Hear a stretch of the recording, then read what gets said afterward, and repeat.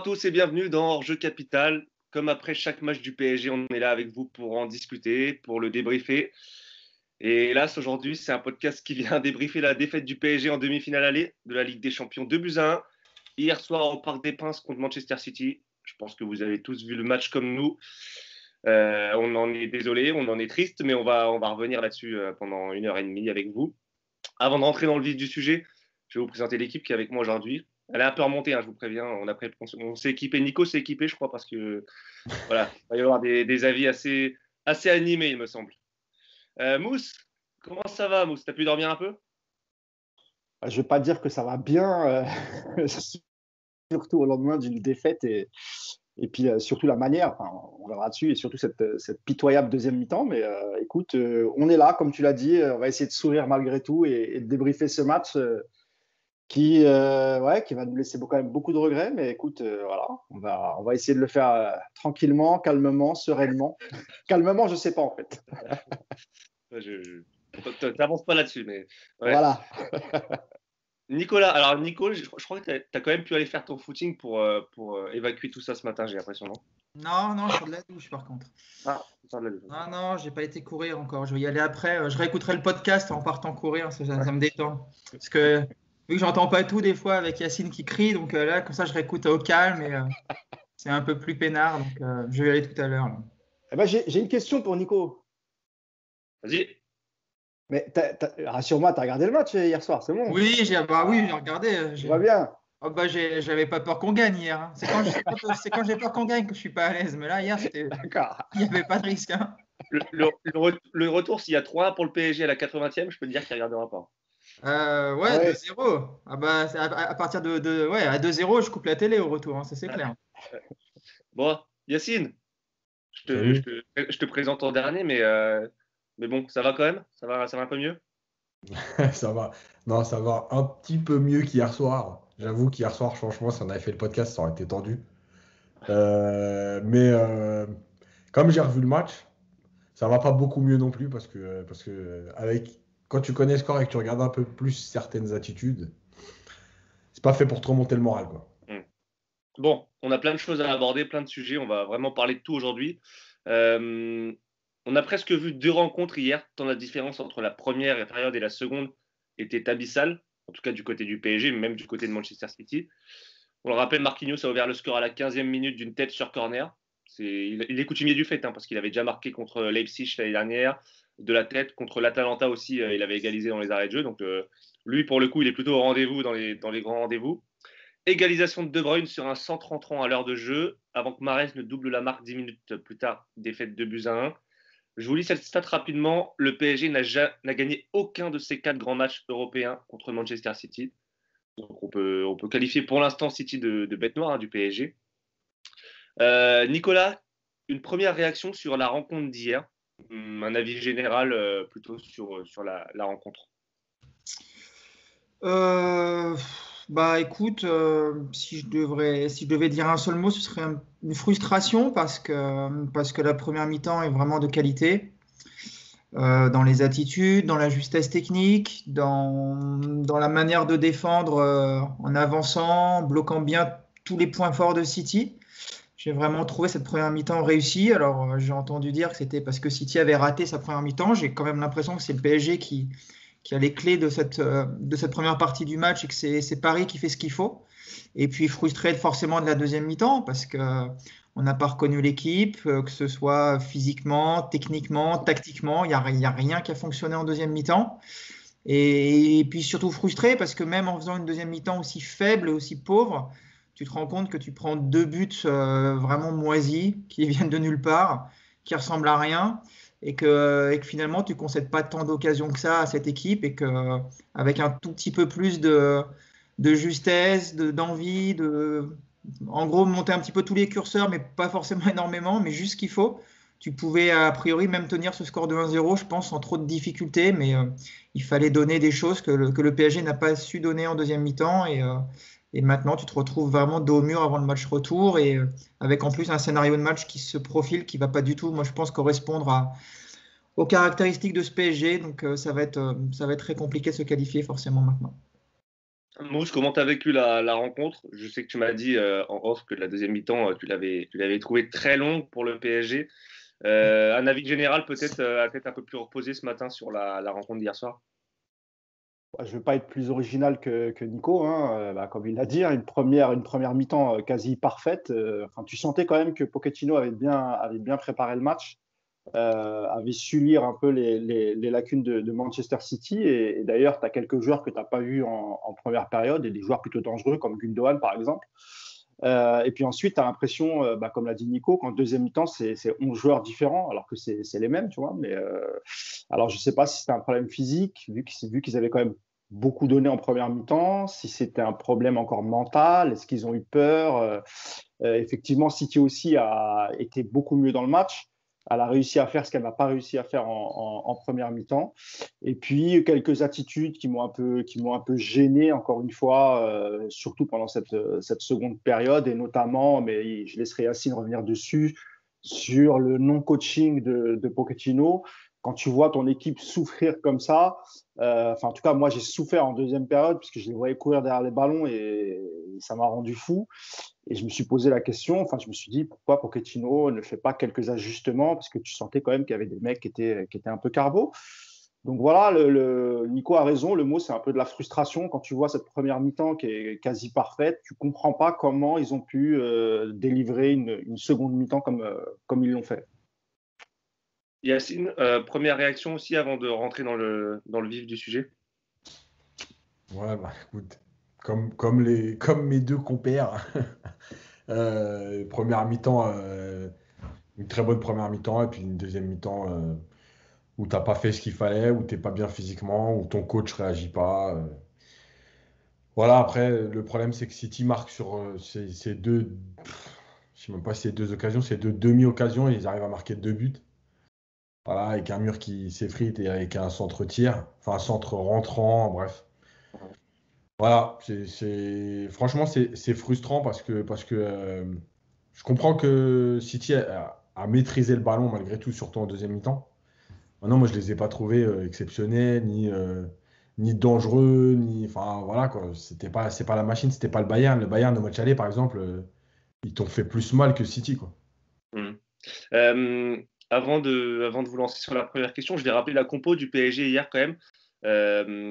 Baker et Florenzi sur les côtés. Donc Baker, c'était la surprise, hein. On attendait Abdou Diallo, c'est finalement le Néerlandais qui a été aligné. Dans l'axe, sans surprise, Kimpembe, le retour de Marquinhos. En milieu, Paredes, Gay. Sur le papier, Verratti un peu plus haut et un trio d'attaque Neymar, Di Maria, Mbappé. On s'est vite rendu compte qu'en phase défensive, c'était plutôt un 4-4-2 avec Neymar et Mbappé devant et Verratti et Di Maria sur les côtés. Offensivement, c'était un peu plus aléatoire. Nico, qu'est-ce que c'est?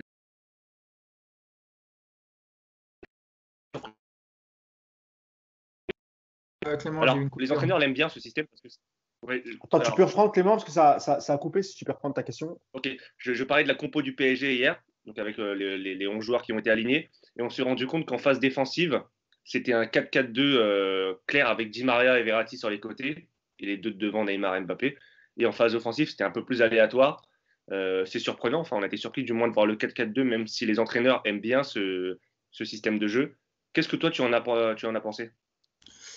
Non, la première mi-temps, tactiquement, elle est très bonne parce qu'effectivement, et c'est surtout Verratti qui a été très souvent dans le couloir gauche pour filer un coup de main à Bakker. Donc ça a bien fonctionné parce que Mahrez, on l'a pas vu de la première mi-temps.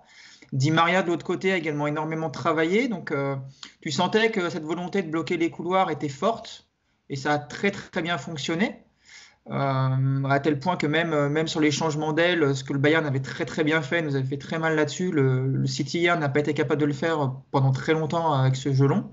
Donc je trouve que l'organisation défensive est vraiment excellente en première mi-temps parce qu'elle bloque les points forts de City et elle permet à Paris de récupérer vraiment pas mal de ballons et de se projeter rapidement, et puis même d'avoir des séquences de possession assez souvent, parce qu'on a bien vu aussi que City n'était pas du tout venu pour donner les mêmes espaces qu'avait pu donner le Barça ou le Bayern.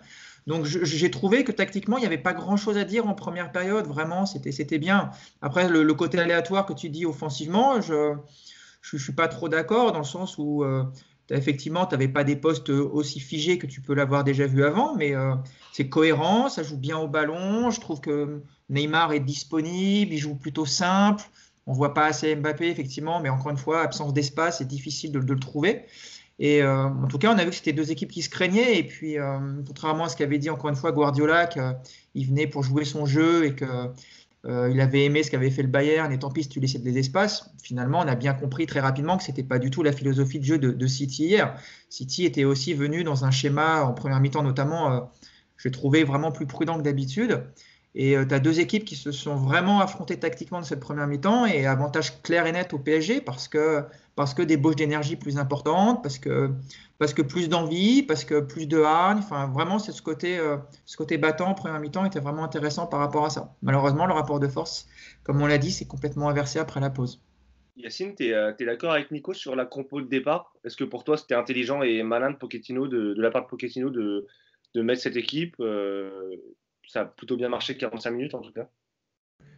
Moi, de toute façon, sur la compo de départ, après, c'est toujours pareil. C'est que bon, chacun a ses sensibilités, mais globalement, je vois pas ce qu'il y avait de différent à faire. Il y avait juste l'histoire de Becker et Diallo. Apparemment, Diallo n'était pas prêt, donc à un moment donné, tu es obligé aussi de faire jouer enfin, les joueurs qui sont aptes, donc physiquement notamment. Donc il n'y avait pas de. Non, il y a pas. Moi, ce que. C'est. On verra que ça a une conséquence après, mais en fait, moi, c'est l'animation. L'histoire du 4-4-2, moi, je veux bien, hein, il n'y a pas de problème. Mais en fait, ça demandait à Verratti de faire des choses différentes. Et à un moment donné, il le paye parce qu'il faut qu'il se replace dans un couloir pour soulager les deux stars, pour pas qu'elles défendent. Et après, quand tu récupères le ballon, il faut qu'il aille se situer à l'intérieur du jeu. Et en fait, le problème, c'est que ça, c'est possible si tu pars dans une construction basse et que tu as décidé de garder le ballon longtemps. Donc tu laisses ton joueur revenir à l'intérieur du jeu, etc.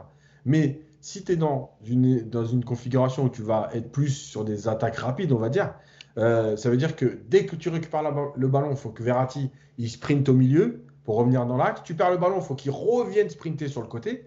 À un moment donné, il faut arrêter. Ça veut dire quoi? Ça veut dire il y a deux, on est en district. Non, mais encore une fois, je suis désolé. On est en district. On a deux stars à qui on dit les autres vont courir. Vous attendez le ballon, vous ne travaillez pas. Vous restez devant. On va même faire courir les mecs encore plus pour réaménager une équipe, pour que vous puissiez être tranquille, pour que vous puissiez briller avec le ballon. Non, mais ça, moi j'en peux plus. Je ne peux plus de ce football. Voilà. Mousse, toi, sur le 4-4-2, est-ce que pour toi, c'est une erreur dans le sens où, comme Yacine le dit, c'est pour mettre dans un confort les deux stars? Ou est-ce qu'au contraire, c'est malin d'avoir fait un système qui permet de les laisser libres, entre guillemets, et d'être la première arme d'attaque du PSG sans avoir à les faire défendre, quoi? Bah, sur la première mi-temps, tu ne peux pas lui donner complètement tort parce qu'encore une fois, tu as quand même t'as bien gêné cette équipe de City. Et effectivement, je pense que le fait qu'il y ait Baker aussi, notamment sur le rôle, comme vient de le dire Yacine, de Verratti, je pense qu'il avait quelques craintes. Mais globalement, sur sa première mi-temps, ça a plutôt bien fonctionné. Alors, peut-être que Yacine a raison et que finalement, ça a fatigué Verratti, qu'on a moins vu en seconde période, qui était plus en difficulté. Mais encore une fois, tu n'as pas vu les attaquants en première mi-temps de City. Donc pour moi, c'est plutôt une réussite et c'est ce qui était le plus dangereux. On sait que dans cette équipe de City qui joue sans véritable neuf, ils ont 5-6 joueurs qui sont capables de marquer aussi. Et De Bruyne, tu ne l'as pas beaucoup vu. Mahrez, vous l'avez dit juste avant moi, il a bien été bloqué. Même Bernardo Silva, on ne l'a pas beaucoup vu. Donc c'était plutôt une réussite. Après, ça demandait quand même pas mal d'efforts physiques. Quand tu vois l'activité de Di Maria, on fera un focus sur lui, on reviendra dessus. Voilà, on l'a jamais vu comme ça. Alors, est-ce que c'était vraiment une volonté de Pochettino? Moi, ça m'étonne, parce que c'est pas le genre de coach qui va dire à ces deux attaquants devant, même si c'était deux plus grandes stars, de ne pas défendre. Je pense quand même qu'il a demandé un minimum. Alors, est-ce que eux n'ont pas écouté les consignes, ou est-ce que vraiment c'est Pochettino qui a laissé la liberté pour pouvoir contre-attaquer beaucoup plus rapidement et les trouver plus facilement? J'en ai aucune idée, mais en tout cas, en deuxième mi-temps, ils ont été incapables, et là, je parle de toute l'équipe, de faire ce qu'ils avaient fait en première mi-temps. Et c'est ça qui moi, m'a un peu embêté. Parce que contre une équipe comme City, tu ne peux pas jouer qu'une mi-temps. C'est impossible. Alors peut-être que face à d'autres équipes, tu peux mener 1-0 et essayer de gérer. Mais contre cette équipe de City qui avait leur équipe au complet, c'est pas possible. C'est beaucoup trop dangereux. Et la preuve, même si les 2 buts, c'est vrai, le premier, il est un peu gag parce que franchement, tu te demandes comment ils ont pu laisser De Bruyne tranquillement centrer alors qu'au premier mi-temps, il n'avait pas touché un ballon. Et puis le deuxième, je suis désolé, le coup franc de Mahrez, il est pas. Voilà, si le mur est correct, il atteint le mur. Et même si tu arrives.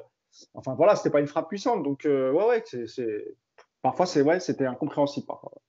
Alors justement, vous l'avez dit tous les trois, comment le PSG, qui en première mi-temps a réussi à étouffer son adversaire, on s'y attendait pas du tout, on s'attendait à un PSG chahuté, au final c'est le PSG qui est parvenu à étouffer Manchester City durant les 45 premières minutes. Comment on explique une différence entre les deux mi-temps? Nico, est-ce que pour toi c'est plus une différence physique, athlétique du PSG contre City? Est-ce que c'est une défaite tactique en deuxième mi-temps et une rectification de Guardiola? Je lirai sa déclaration après.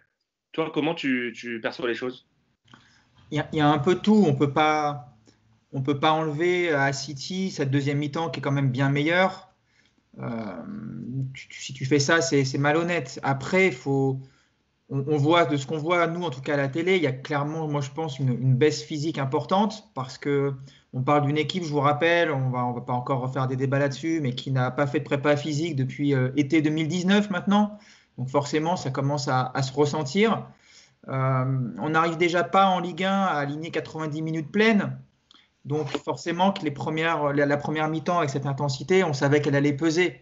Après, tu peux expliquer la baisse physique, mais tu ne peux pas justifier l'absence de changement plus tôt de la part de Pochettino. Tu ne peux pas justifier, comme le dit Yacine, ce côté où en fait tu défends un 9. Quand tu as 2 joueurs, quand tu es fatigué, que tu joues une équipe de possession comme City qui te fait cavaler, que ça devient dur et que tu en as 2 devant qui font absolument aucun effort défensif. Et ça me rend dingue d'entendre depuis hier des gens qui défendent encore Neymar en disant qu'il se rend disponible, qu'il fait oui, de temps en temps, il fait semblant de courir pour défendre, on est d'accord, mais c'est pas ça défendre. Voilà, nous, ce que tu avais besoin sur un match d'hier, c'est d'avoir ce qu'on avait vu contre le Bayern, voilà, 11 joueurs qui forment un vrai bloc, qui se dépouillent, qui se donnent vraiment méchamment. Hier, tu es déséquilibré par rapport à cette absence d'unité dans le travail défensif. Et puis, déjà qu'à 11 contre 11 en défendant, c'est difficile contre City et tu commences à souffrir. Quand tu défends un 9 pendant 1 heure, forcément, au bout d'1 heure, tu es claqué, quoi. Et c'est vrai que hier, moi, je pense que si on doit retenir qu'un seul argument pour expliquer la deuxième mi-temps du PSG, pour moi, c'est physique. Voilà, je pense que les joueurs étaient cramés.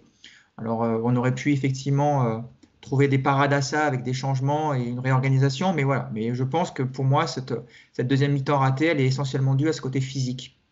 Alors, j'ai vu une déclaration intéressante de Guardiola à la télé Sky anglaise. Il a dit on devait absolument bloquer le match et baisser le rythme. Si tu joues un match à visage ouvert contre Mbappé et Neymar, ils te tuent. On l'a vu contre le Bayern, ils sont 10 000 fois plus forts que nous avec des espaces. On devait faire ce match. Et Pochettino, lui, a dit à RMC, à la télé française, on a concédé 2 buts sur 2 détails. Juste avant l'égalisation, on devait marquer le deuxième. C'est le football.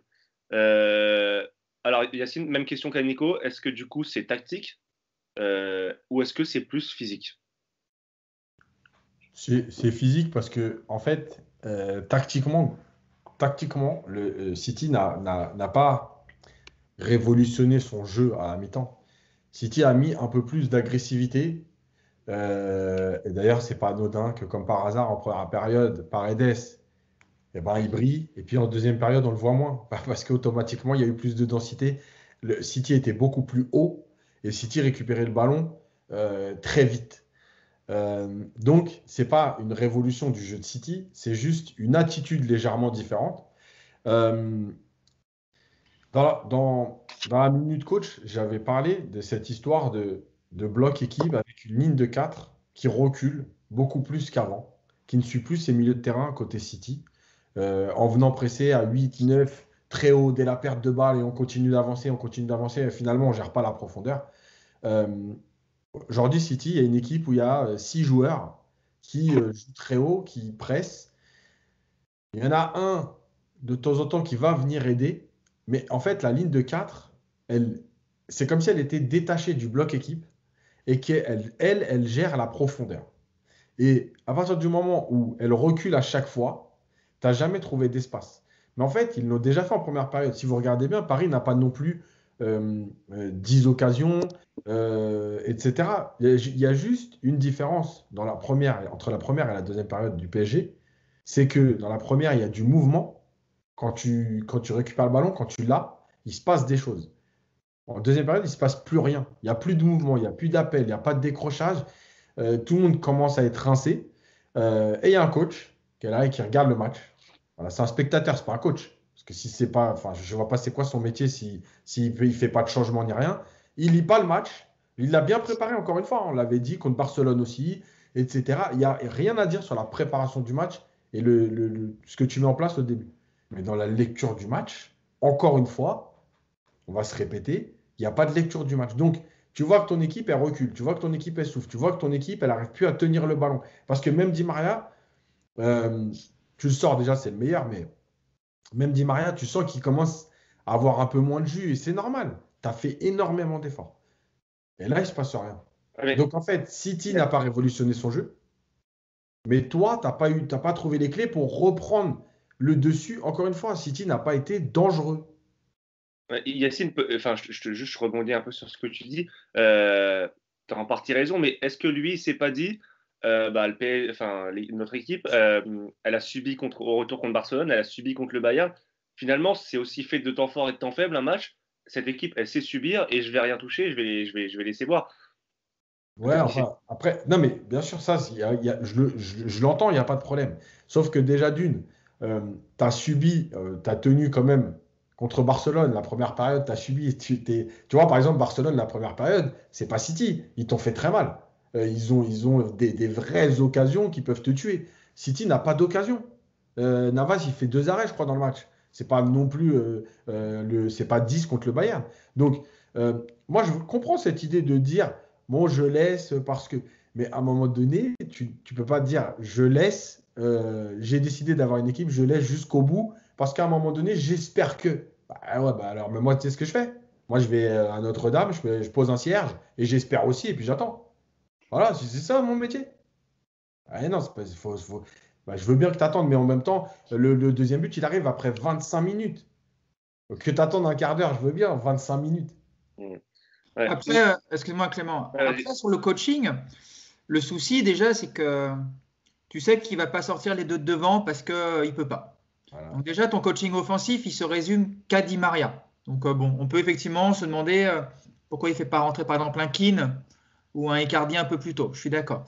Après défensivement, il n'y a pas grand-chose à changer. Et puis comme le dit Yacine, ils n'ont pas d'occasion malgré tout Manchester. Donc je pense que la défense, tu n'as pas grand-chose à toucher non plus. Et après, il sort Di Maria après le carton rouge de Gay. Pour équilibrer un peu. Et ensuite, après, effectivement, le milieu, moi, c'est ce que tu peux reprocher, et c'est quasiment, par rapport à ça, c'est quasiment le seul coaching que Pochettino aurait pu faire, en partant encore une fois dans ce constat que de toute façon, il ne touche pas aux deux de devant. Ça veut dire qu'effectivement, tu as des joueurs comme Paredes qui a été vraiment très fatigué très tôt, qu'il aurait dû sortir bien plus tôt pour faire rentrer un Herrera. Et puis tu peux aussi imaginer, pourquoi pas, de changer un peu de dispositif pour densifier un peu ton milieu pour qu'il y ait moins de courses à faire. Mais après, quand tu regardes objectivement, par rapport à ces données-là, le coaching, il n'y a pas tant de choses à faire que ça, malheureusement, parce que Pochettino entre guillemets, se met lui-même une épine dans le pied. Et puis même, quand on veut être objectif aussi, même sans changer, tu te rends compte qu'avec un peu plus de réussite, comme on a eu contre le Barça ou le Bayern, ce match-là, il peut être gagné 1-0 et il n'y a rien à dire parce que City, effectivement, ne se crée pas d'occasion ou très peu et marque sur 2 demi-occasions qui sont. Tu as l'occasion d'Mbappé pour Verratti aussi. Hein, donc, Ouais, non, mais City en première mi-temps, ils ont une occasion, ils ont 2 occasions sur 2 pertes de balles du PSG. C'est les 2 seules occasions, avec notamment la frappe de Foden. Et puis en deuxième, il y a des situations un petit peu chaudes avec des sauvetages, des dégagements, mais il n'y a pas d'occasion nette. Et puis tu as 2-3 contres du PSG qui ne sont pas très bien gérés ou mal gérés. C'était très mal géré. Ouais. Ouais. Tu me lances parfaitement, Nico, parce que je voulais aussi te parler de Manchester, enfin de la deuxième mi-temps et de la réussite aussi, parce qu'on parle du PSG, de la tactique et tout. Mais Manchester City a eu beaucoup de réussite. Les 2 buts, c'est un centre rentrant qui est mal jugé et par la défense et par Navas. On a le coup franc. J'ai revu l'image là du mur. Il n'est pas non plus disloqué, le mur. Hein. C'est vraiment, il y a un trou de souris et là-bas passe dedans. Donc c'est vraiment pas de bol aussi. Voilà, c'est aussi de la réussite dans ce match. Ouais, c'est de la réussite du côté de City, mais tu aurais pu éviter ça. En tout cas, au moins sur le but de De Bruyne. Quand tu revois les images, personne monte sur lui, personne n'essaye de le gêner. Il a tout le temps qu'il faut. Quand tu sais la qualité de centre qu'il a, comment tu peux le laisser aussi tranquillement faire son petit centre rentrant qui finalement rentre dans les cages parce que tu as l'impression que Navas, il attend le dernier moment. Il est aussi un peu gêné parce qu'il y a une forêt devant lui. Et puis sur le coup franc, je suis pas d'accord. Quand même, tu dis qu'il n'est pas délité. Quand même, tu vois, il saute. Il y a quand même un espace. Tu as l'impression que ça n'a pas été très très bien fait ce mur. Parce qu'encore une fois, la frappe de Mahrez, elle est pas folle, quoi, tu vois. Donc oui, il y a de la réussite du côté de City, mais en tout cas plus sur le premier que le deuxième. Allez, je te l'accorde. Le premier était largement évitable et dans cette deuxième mi-temps, c'est exactement ce qui s'est passé. C'est encore une fois, De Bruyne, tu l'as quasiment pas vu en première parce que tu avais tout le temps des joueurs qui sortaient sur lui. Tu avais Paredes et Gay qui ont eu une grosse activité en première mi-temps. Et surtout, le PSG en première mi-temps était d'une justesse technique incroyable. Il y avait très très peu de déchets techniques. Et en deuxième mi-temps, tu as vu tout le contraire. Et encore une fois, tout à l'heure, je le disais, ils ont souffert pendant 45 minutes. Moi, ça m'a paru très, très long. Rendez-vous compte, aucun ballon. C'est-à-dire que tu n'arrivais pas à mettre le pied sur un seul ballon. Dès que tu avais la chance de récupérer un ballon, tu le perdais dans les 10 secondes suivantes parce que les Citizens ont, comme l'a dit Yacine, ils ont redoublé d'agressivité, redoublé d'efforts, ce que nous, on n'était plus capable de faire. Et je ne suis pas trop d'accord avec Nico quand tu as dit que sur le coaching, il n'y avait pas grand-chose à faire.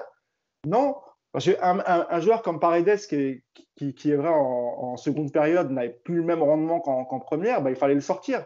Oui, mais c'est ce que je Herrera dis. qui était… Ah, d'accord, pardon. En fait, ce que je veux dire, c'est que tu as du choix d'hommes sur un ou deux milieux que tu peux effectivement, les mecs cramés au milieu, tu peux les remplacer. Mais toi, je pense qu'Herrera, il aurait fait du bien à ce moment-là, tu vois. Oui, mais en gros, tu pouvais faire entrer Danilo Herrera à la place de Paredes et éventuellement Gay ou Verratti. Mais après, parce que Gay, Nico, je ne sais pas si tu es d'accord avec moi, mais Gay, le carton rouge qu'il prend, pour moi, c'est de la fatigue. Oui, il est cuit. Tu vois, il est cuit. Et si le coach l'avait ressenti un peu plus tôt, peut-être qu'il l'aurait sorti. Et j'imagine, connaissant un peu le joueur, qu'il jeûnait juste avant. Il a dû manger un tout petit truc juste au démarrage du match. Et c'est compliqué pour l'organisme. Et pour moi, le carton rouge, il aurait pu être évité parce qu'il fallait avoir une bonne gestion du coaching. Et à mon avis, tu aurais pu les remplacer, Gay et Paredes, notamment peut-être par Danilo et Herrera. Et ça t'aurait peut-être évité de finir à 10. Et ça t'aurait apporté un peu plus d'énergie parce qu'on sentait vraiment que c'était compliqué pour les organismes chez certains joueurs. Je pense qu'on a fait un peu le tour sur la tournure du match globalement. On va un peu rentrer dans les performances plus individuelles. Hier, quand j'ai annoncé le podcast sur Twitter, on avait plein de questions des supporters du PSG donc du coup, je me permets d'en lire quelques-unes. Et notamment, il y a Chérif qui demandait pourquoi c'est Di Maria qui sortait à la 60e. Alors, on a en partie répondu, c'est parce qu'on ne peut pas toucher aux deux de devant, Neymar et Mbappé. On va en parler des deux de devant, Neymar et Mbappé, ils ont été décevants. Hier, dans l'ensemble des débriefs, c'est vraiment les deux qui ont été la cible de le plus de critiques par rapport à leur match. Nico, tu voulais t'arrêter un peu sur leur performance. Tu voulais pas les dissocier, tu voulais plutôt les rassembler, notamment Neymar et Mbappé. Qu'est-ce que tu peux m'en dire? Pourquoi tu as été déçu? Plus par leur non-apport offensif ou par leur non-travail défensif? Non, c'est une question d'attitude. Encore une fois, ce qui est pénible avec ces deux-là, c'est que dès que tu les critiques, on te remet à la figure que Mbappé a été super bon contre le Bayern et le Barça, donc on n'a le droit de rien dire. Mais c'est tout le contraire. Voilà, encore une fois, c'est justement parce qu'on a vu ce qu'ils étaient capables de faire sur certains matchs qu'on peut être énervé sur ce qu'ils ont proposé hier. Qu'ils n'aient pas de réussite offensive, ça fait partie du jeu, du football, ça arrive, il n'y a pas de souci. quand tu frappes et que ça passe à côté, comme notamment fait par exemple Neymar, ça frappe sur le poteau contre le Bayern, bah voilà, ça fait partie du foot, il n'y a pas de problème. Par contre, camper devant sur une demi-finale de Ligue des Champions contre le City de Guardiola, qui est une lessiveuse en termes de possession, que tu sais qu'ils vont te crever sans arrêt, et que tu restes devant à camper à deux pendant que les 9 autres sont en train de se dépouiller, bah, c'est pas possible. Alors, soit ils sont pas aptes à jouer ce match physiquement, et dans ce cas-là, bah, il faut se poser des questions sur effectivement la gestion du groupe par Pochettino, parce que c'est pas normal. J'ai entendu notamment peut-être que Mbappé était blessé sur cette rencontre. Bah, dans ce cas-là, qu'est-ce qu'il fout sur le terrain? Et puis ensuite, tu dois être capable de leur demander des choses. Alors, soit tu leur demandes hier, comme vous l'avez dit au début de l'émission, tu leur demandes de faire des choses qu'ils ne font pas, et dans ce cas-là, c'est encore une fois insupportable, parce qu'en gros, ils font ce qu'ils veulent sur le terrain. Soit au contraire, comme le dit Yacine, tu leur as demandé clairement au début de rester devant et de faire cavaler les autres pour eux pour qu'ils gardent de la fraîcheur. Et si c'est vraiment ce qui a été demandé hier, c'est encore une fois complètement aberrant parce que, je le redis, contre ce City-là, tu peux pas défendre à 9, c'est pas possible. On l'a vu en première mi-temps, ça a tenu parce que les mecs étaient frais. À la mi-temps, et moi je le redis, à la mi-temps, les mecs qui reviennent sur la pelouse, ils ont déjà plus rien dans les chaussettes.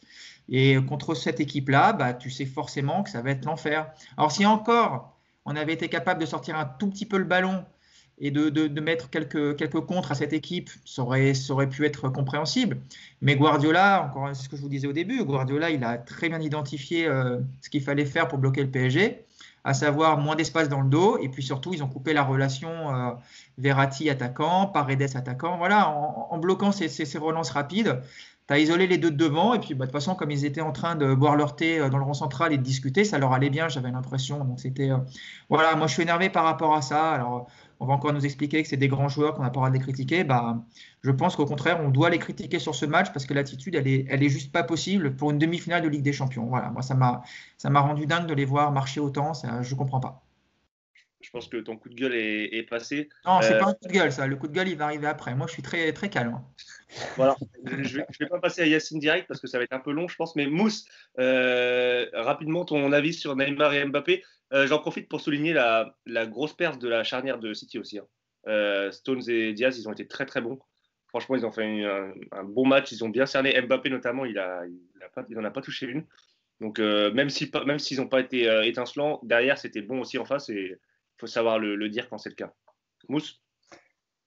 Bah, moi, j'étais plus surpris par l'attitude de Mbappé, qui a été très très bon ces derniers matchs, que ce soit en Ligue des Champions ou même en Ligue 1, qui faisait les efforts qu'il fallait, qui avait cette rage de vaincre, enfin, il semblait vraiment détester la défaite, en tout cas ces derniers temps, dans son attitude, dans ce qu'on voyait, il ne renonçait jamais. Et j'ai l'impression qu'hier, déjà qu'il n'a pas été très très bon en première mi-temps, parce que c'est ça qui est paradoxal en fait, c'est que le PSG a été bon, très bon même en première mi-temps, mais sans un grand Mbappé. Alors Neymar, c'est vrai, tu as dit Nico tout à l'heure, il s'est rendu disponible, il était pas trop mal, on va dire. Mbappé, c'était moins bien, mais quand même, le PSG avait réussi quand même une très très bonne première période, pardon. Dans la seconde, toute l'équipe s'est noyée.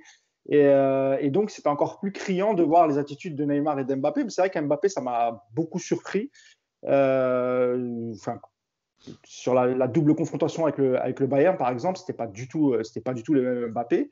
Et là, hier, c'est vrai que tu le voyais marcher, très très peu de repli défensif, semblait pas concerné, comme si on menait 3-4-0.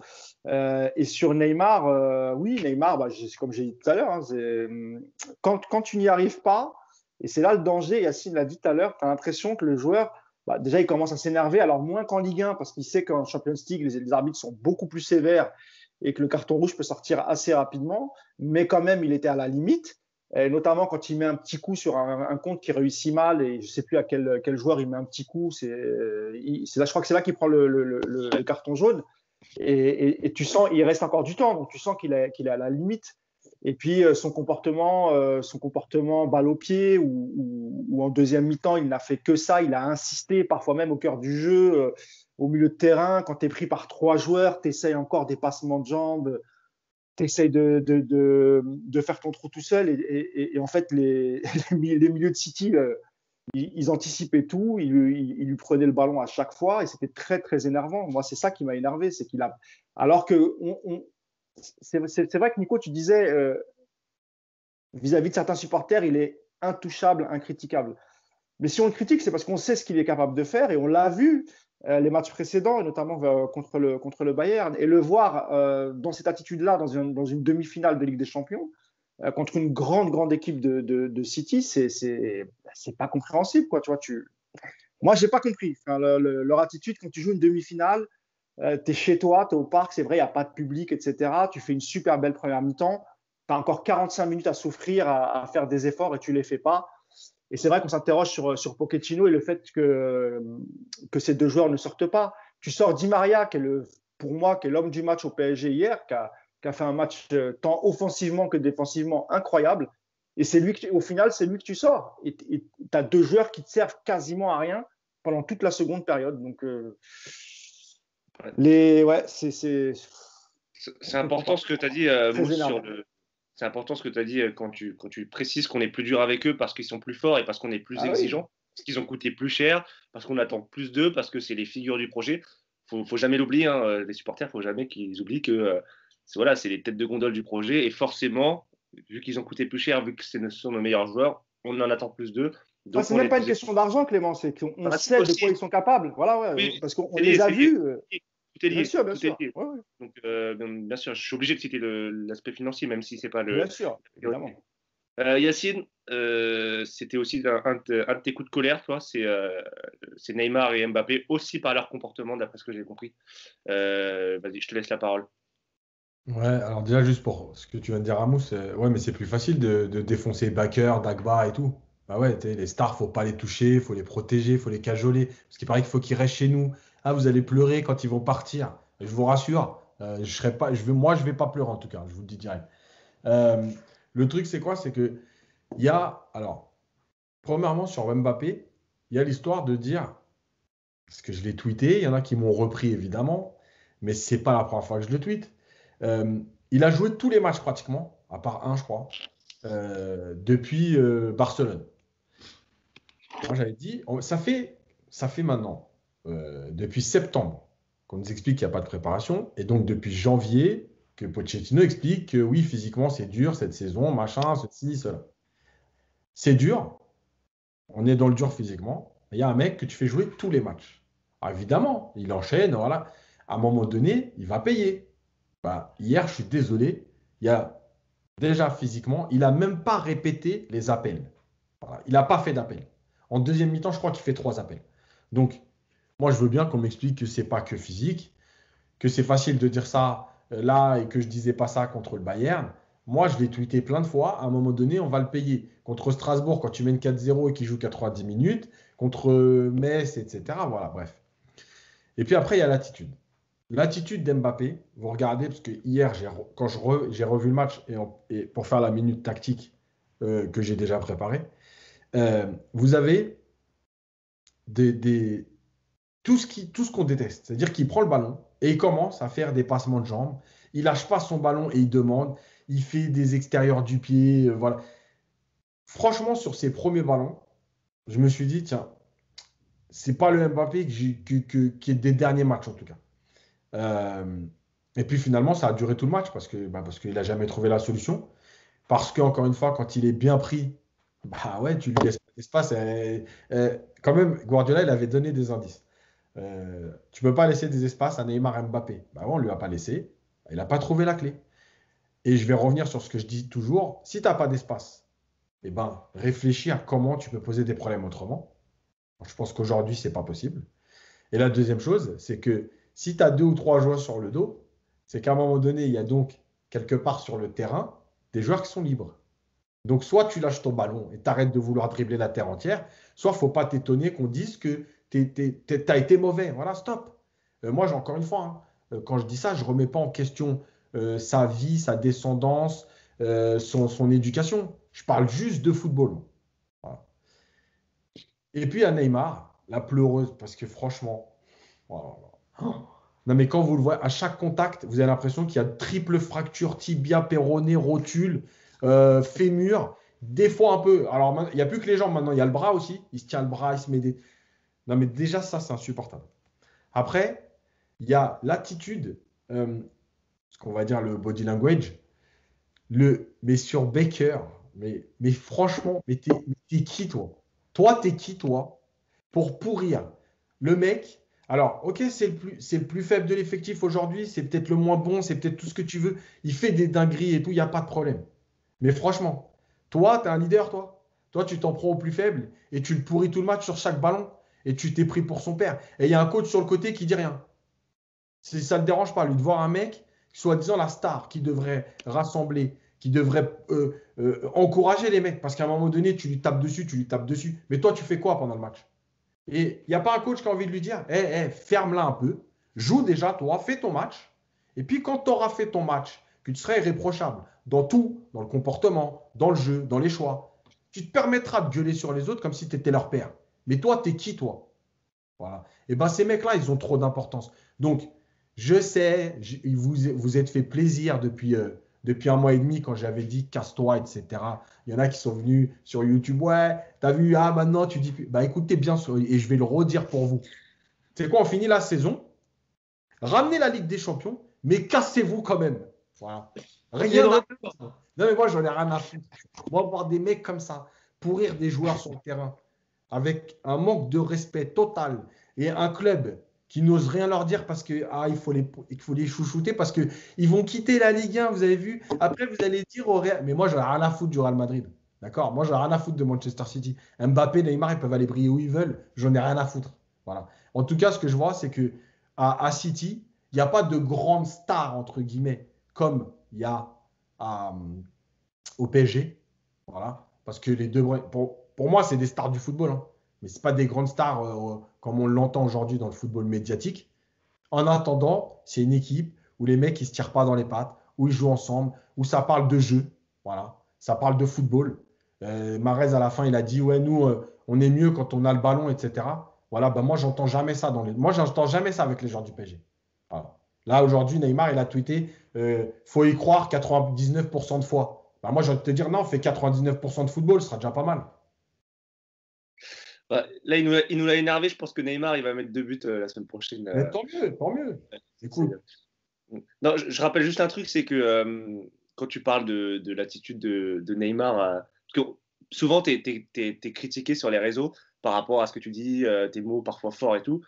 Il faut rappeler quand même que tu es éducateur de jeunes de base, que tu as éduqué des jeunes et qu'aux jeunes, moi j'ai joué au foot, on leur apprend à bien parler, à respecter les partenaires, à ne pas parler comme de la merde. Donc c'est normal que toi aussi, ça te tienne plus à cœur de défendre ces valeurs-là plutôt que de laisser des comportements comme ça sur le terrain. Et je pense que toi, ça te touche plus que nous. Ça, c'est sûr, mais en plus, c'est juste, est-ce que t'es pas débile au point de te dire que plus tu vas lui crier dessus, tu penses qu'il va devenir bon? Tu es en train de le traumatiser encore plus. Le mec, il n'ose plus rien faire. Non, mais en première mi-temps, après que Neymar lui fasse, enfin, le tue, il y a 2 ballons de suite où Becker, il prend le couloir, il reçoit le ballon, mais en fait, il n'ose même pas y aller parce qu'il se dit si j'y vais et que je rate, je vais me faire tuer. Donc, qu'est-ce qu'il fait? Il arrête le ballon et il le donne à côté de lui. En gros, tu as vu, je ne l'ai pas perdu. Mais t'es un leader, toi. Toi, tu es un leader, toi. Mais t'es rien du tout, toi. Toi, tu n'es rien du tout. Voilà. Et 4 ans qu'il est là. 4 ans. Mais sortez-moi, s'il y a 20 grands matchs de Neymar, tu sais quoi, je ne parle plus jamais de foot. Voilà. Si vous me sortez 20 grands matchs de Neymar, je ne parle plus jamais de foot. Voilà. 4 ans. Et on n'a rien le droit de dire. Parce qu'il faut les garder en Ligue 1 parce qu'on va être dégoûté quand ils vont partir. Mais vas-y. Mais tu sais quoi, quand ils partent, allez supporter le Real Madrid. Voilà. Faites comme à Marseille, achetez des survêtements de Chelsea, du Real, etc. Voilà. Moi, j'ai un survêt du PSG. Et même quand il n'y aura pas Neymar, j'aurai toujours mon survêt du PSG, ne vous inquiétez pas. Même quand il y avait Pancrate, tu avais ton survêt du PSG. Déjà, imagine. Nico, j'ai une stat aussi, pour rester sur le duo Mbappé-Neymar. C'est la première fois que Mbappé dispute un match de Ligue des Champions et qu'il ne tire pas une seule fois au but. Ça montre que... Autant, en fait, Neymar, hier, moi, c'est mon sentiment. Neymar, on l'a vu, mais pas pour des bonnes raisons, souvent. Autant Mbappé, moi, j'ai eu le sentiment de ne pas le voir hier. Il a complètement disparu.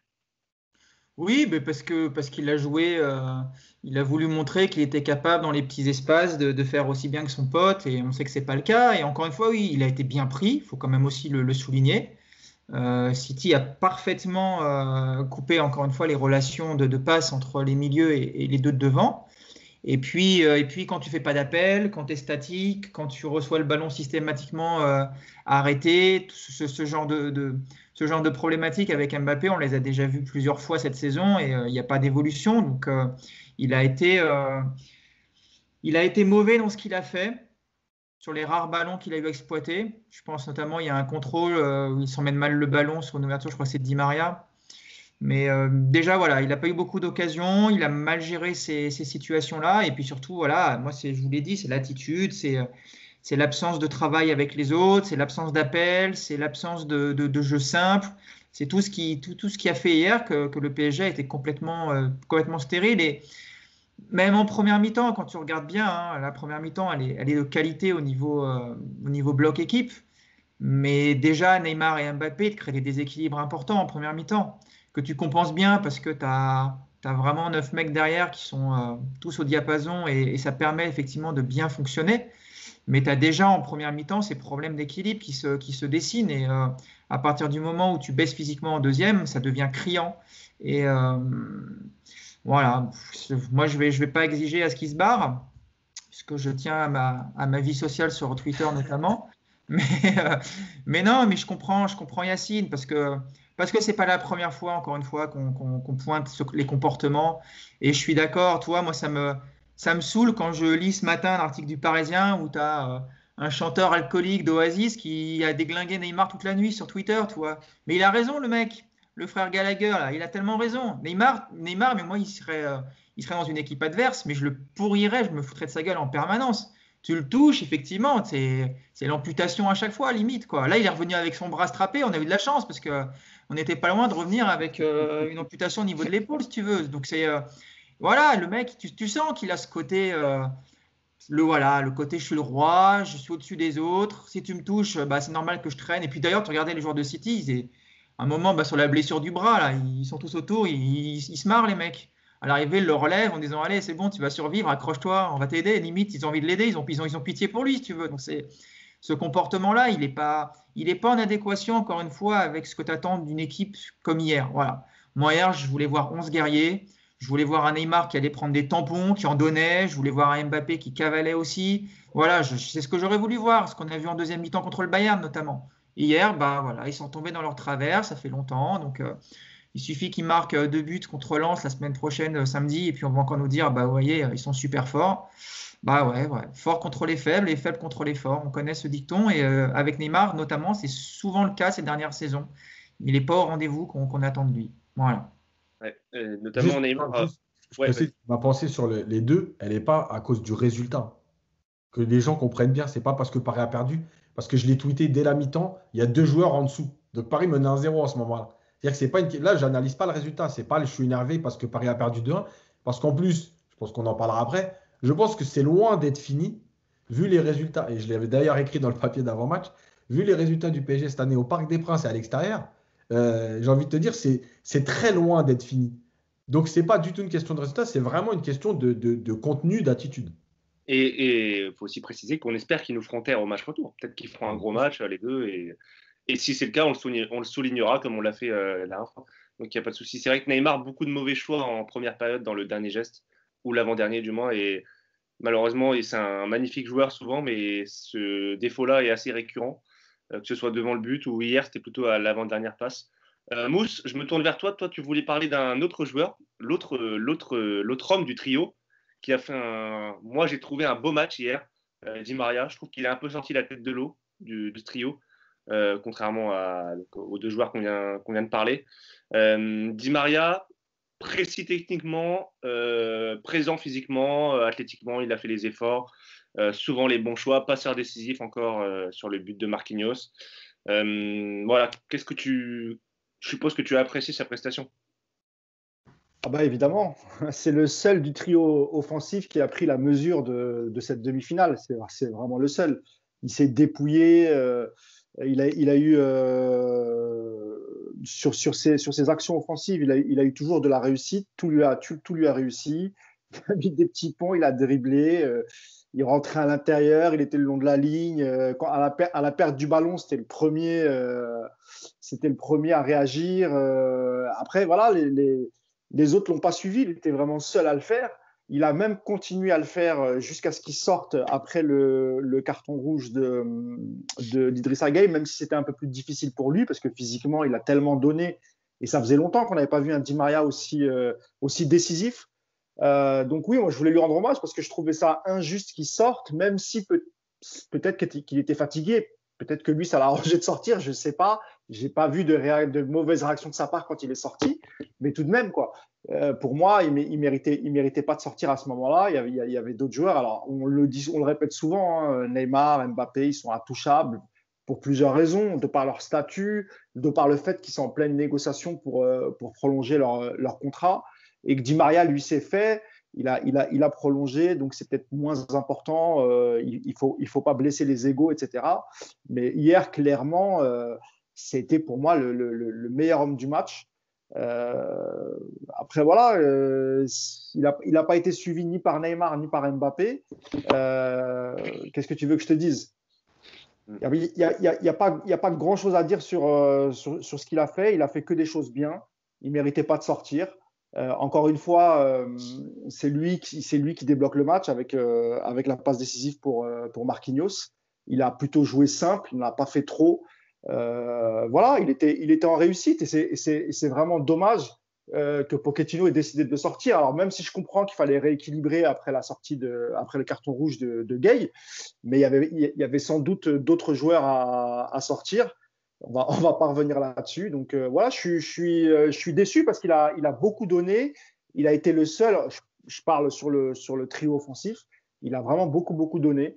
Et là, même s'il a été récompensé par une passe D, je trouve vraiment injuste qu'il soit sorti. Que ce soit le premier du trio offensif qui soit sorti. Ça m'a gêné, ça m'a dégoûté pour lui. Yacine, on a souvent été en désaccord sur Di Maria. Je t'ai toujours trouvé très dur avec lui, notamment sur l'attitude, parce qu'il a jamais triché. C'est toujours un mec qui n'a jamais triché, qui a toujours fait les efforts, même s'il a eu une période un peu de moins bien. Là, ça fait quelques semaines qu'il est vraiment à la hauteur, on peut le dire. Il est présent, il fait des bons matchs. Est-ce que toi, tu as vu des failles hier, ou est-ce que pour toi, il a vraiment fait le match qu'il fallait faire contre ce Manchester City? Non, hier, il a fait un très bon match. En fait, hier, il a été différent d'habitude parce que d'habitude, quand Neymar et Mbappé ne travaillent pas, lui, il ne travaille pas. C'est ça aussi qu'on lui reprochait, c'était de se mettre un peu au niveau. En gros, ah ok, eux, ils bossent pas, je vois pas pourquoi moi je courrais. Hier, il n'a pas fait ça. En général, il est bon quand il manquait Neymar. Il était plutôt bon. Et là, il a été bon avec Neymar, mais Neymar a été complètement transparent. Donc oui, c'est vrai. Donc du coup, il n'y a rien à dire. Il a fait un très bon match dans l'attitude, dans le travail défensif. Dans le travail défensif, ça veut dire qu'il a bien défendu, mais il a été aussi agressif. Il a récupéré des ballons vraiment dans les duels. Voilà, dans l'utilisation du ballon, il a été très juste. Après, oui, automatiquement, en deuxième période, il a un peu diminué physiquement, il a eu du mal. Mais malgré tout, même s'il était moins bien, ça restait le meilleur. C'était le seul que tu pouvais trouver, c'était le seul qui gardait des ballons. Mais voilà, après, comme d'habitude, comme Tourelle avant lui, comme plein d'autres, ouais, quand tu dois choisir de sortir un attaquant, tu le choisis lui parce que peut-être que voilà, c'est moins bling-bling, ça fera moins d'histoire. Même s'il fait un peu la tête, on ne s'arrêtera pas dessus. Puis lui, il ne s'arrêtera pas non plus devant la tribune pendant 3 minutes à parler avec son coach pour que tout le monde le voit. Voilà. Après, moi, là aussi, tu sors Di Maria, mais en fait, le truc, c'est, moi, je veux juste préciser ça, c'est que le truc, c'est pas de ne pas sortir Mbappé et Neymar. C'est un choix que je comprends pas, mais à la limite, ouais, chacun fait ses choix. Mais par contre, en fait, tu ne te réorganises jamais dans ce match. Tu vois bien à un moment donné qu'il y a des choses qui ne vont pas. Ce 4-4-2 avec Verratti à gauche, j'ai des séquences où Verratti, il fait des courses pour aller se placer côté gauche. Et en fait, au bout d'un moment, on va voir au fur et à mesure du match où il fait plus ses courses, il demande à un joueur d'y aller parce qu'il ne peut plus faire des grandes courses comme ça. Et là, c'est pareil, c'est-à-dire que tu as Draxler. Pourquoi ne pas faire rentrer Draxler dans un couloir et recentrer Verratti si c'était le but d'avoir deux joueurs sur les côtés. Bref, et pour finir sur Di Maria, le truc, c'est que lui, il a fait un match très intelligent dans l'idée, surtout en première mi-temps, d'être dans un 4-3-3, 4-2-3-1, je ne sais pas trop, et 4-4-2, parce qu'il a vraiment fermé son couloir, il a travaillé avec Florenzi. Voilà, donc il n'y a rien à dire. Si ce n'est que, Mousse, s'il te plaît, c'est pas une passe décisive, c'est un corner. Parce que sinon, Valdo, il aurait fait 89 passes décisives à l'époque où on les comptait pas. Non, c'était juste pour préciser. Parce que aujourd'hui, je sais qu'il y a toujours ce débat. Est-ce que sur un corner, c'est une passe décisive? Comme on est dans un monde de chiffres, faut tout compter. Tu vois, le mec, les corners, les touches, les 6 mètres. Parce qu'il le mérite, Di Maria. C'est pour ça, tu vois. Non, il n'y a pas de problème. Mais tu vois, à l'époque, on comptait pas ça. Ouais, je sais. À un moment donné, sur son placement aussi en première période, il n'était pas forcément à droite, il repiquait dans l'axe. Il a joué pendant quelques minutes en poste de numéro 10, à un moment donné. Est-ce que, toi qui fais les minutes tactiques, est-ce que c'était pour libérer les côtés? D'ailleurs, je vais revenir aux côtés, parce que j'ai plein de questions sur Baker là, sur Twitter. Donc, il faut absolument qu'on en parle. Mais est-ce que c'était pour libérer les ailes ou c'était. Non, moi, je pense que l'idée au départ, ça devait être que quelqu'un occupe le poste de numéro 10. Après, ça pouvait être Neymar, ça pouvait être Di Maria, ça pouvait être Verratti. Et en gros, il devait y avoir des joueurs autour qui s'adaptent après. En gros, une certaine comment on dit, faculté à pouvoir s'adapter à tout ce qui se passe au cours. C'est-à-dire qu'il n'y avait pas des joueurs qui étaient à des postes fixes. On l'a vu sur les appels d'Mbappé en première période notamment, où il va s'écarter, c'est comme tu l'as dit, Di Maria qui rentre, etc. Donc il y avait une liberté. Le problème, c'est que cette liberté-là, il faut qu'elle soit aussi collective. Lui, il fait ça, donc moi je fais ça, donc lui il fait ça. Si lui il fait ça et que les deux autres font ce qu'ils veulent, ça sert à rien du tout. Et d'ailleurs, c'est vrai qu'en première période, on a beaucoup vu Florenzi. Et lui aussi, physiquement, on ne pouvait plus répéter les efforts. Donc il a été plus prudent en deuxième période. Mais en première mi-temps, quand justement Di Maria rentrait, on l'a beaucoup trouvé, Florenzi, dans le couloir. Il a 2 ou 3 situations de centre, dont une qui amène un corner. Enfin, voilà, quoi. Ouais. Nico, est-ce que tu veux dire un mot sur Di Maria avant de passer aux latéraux? Bah non, tout a été dit. Après, je pense que Di Maria, hier, c'est un des seuls joueurs qui a pris conscience de la dimension de ce match et qui s'est mis en mode Ligue des Champions. Voilà, il a été très juste en première mi-temps. Il a été plus en difficulté forcément en deuxième, mais comme tout le monde. Mais même dans la période difficile du PSG, il s'est pas caché, il a continué à faire les efforts. Et ça va faire une bonne transition effectivement avec les latéraux. Mais je pense que quand tu es avec Di Maria pour Florenzi de ce côté-là, c'est sympa de jouer avec un mec comme ça quand il est dans cet état d'esprit parce qu'il vient t'aider, il t'oublie pas en attaque, il donne le ballon au bon moment. Il ne fait pas des dribbles superflus. Et donc, c'est vrai que le côté droit était de ce côté-là vraiment très intéressant pendant la première mi-temps. Le côté gauche, forcément, c'est plus compliqué parce que c'est plus du bricolage. Et puis parce que côté gauche, tu retrouves souvent Neymar qui traîne dans cette zone-là. Et que tu vois qu'offensivement, Neymar, c'est un souci quand il est dans ce genre d'état d'esprit-là. Alors, je vais passer aux latéraux directement. Alors, on avait des craintes avant le match sur Florenzi, ses capacités physiques à tenir une rencontre. On l'avait vu un peu en bout de course sur les derniers matchs en championnat. Sur Baker, je sais même plus comment on dit. Baker, c'est le joueur de tennis. Voilà, exactement. Baker sur sa capacité défensive à tenir le duel face à Mahrez. Bon, je dis pas qu'on a été rassurés parce que ça n'a pas non plus été parfait, mais globalement sur la première mi-temps, quand même, les deux nous ont plutôt agréablement surpris. Notamment Florenzi, je trouve, moi personnellement, qui a fait plutôt un bon match, que ce soit défensivement, il a été assez serein et offensivement, il a apporté. Il a même eu des situations dans la surface. Toi, qu'est-ce que tu as pensé de la perf des latéraux hier du PSG? C'est qui, toi? Nico, pardon, excuse-moi. Oui, ils ont été bons en première mi-temps. Enfin, même en deuxième, défensivement, ils n'ont pas été en difficulté comme on avait pu voir contre le Bayern notamment, parce que City a moins été dans cette capacité à jouer les 1 contre 1 sur les côtés. Parce que Di Maria à droite et Verratti à gauche ont vraiment bien compensé pour venir éviter cette situation de 1 contre 1. Et j'ai trouvé cette première mi-temps plutôt bonne. Après, Florenzi est intéressant parce qu'effectivement, il a été capable d'apporter offensivement.